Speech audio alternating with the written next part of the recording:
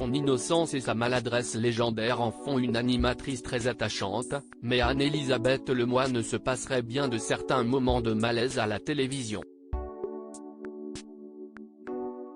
Toujours très accueillante et bienveillante, la douce présentatrice a pourtant la fâcheuse tendance à se compliquer la tâche.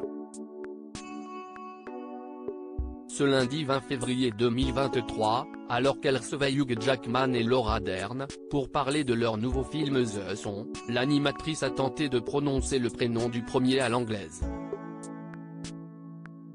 Désireuse de bien faire les choses, la jolie blonde a demandé à l'acteur australien comment prononcer son prénom correctement. Après plusieurs tentatives infructueuses, ce dernier lui a finalement recommandé de le prononcer à la française. Hugh, si est-il parfait, a-t-il lâché dans un français irréprochable. Une indication qui a beaucoup étonné l'animatrice. On dit Hugh ? Ça déglamourise un peu Hugh. A-t-elle prévenu ? Mais loin d'être choqué, le célèbre interprète de Wolverine trouve même que la prononciation française est meilleure que l'anglaise.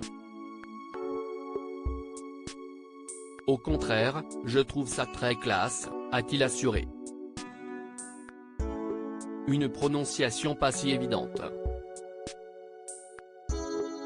Si Anne-Elisabeth Lemoine a longuement peiné pour prononcer le prénom de l'acteur, ce dernier a tenu à la rassurer en lui expliquant qu'il lui avait, lui-même, mis du temps à se familiariser avec son prénom. Je n'arrivais jamais à prononcer mon propre nom quand j'étais gamin. Huxley est un drôle de nom à prononcer, surtout pour les Français, a précisé l'acteur.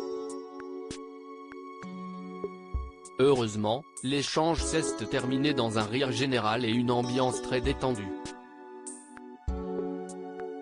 Au passage, Anne-Elisabeth Lemoine a néanmoins dû se présenter car les deux acteurs de renom n'avaient aucune idée de qui elle pouvait bien être.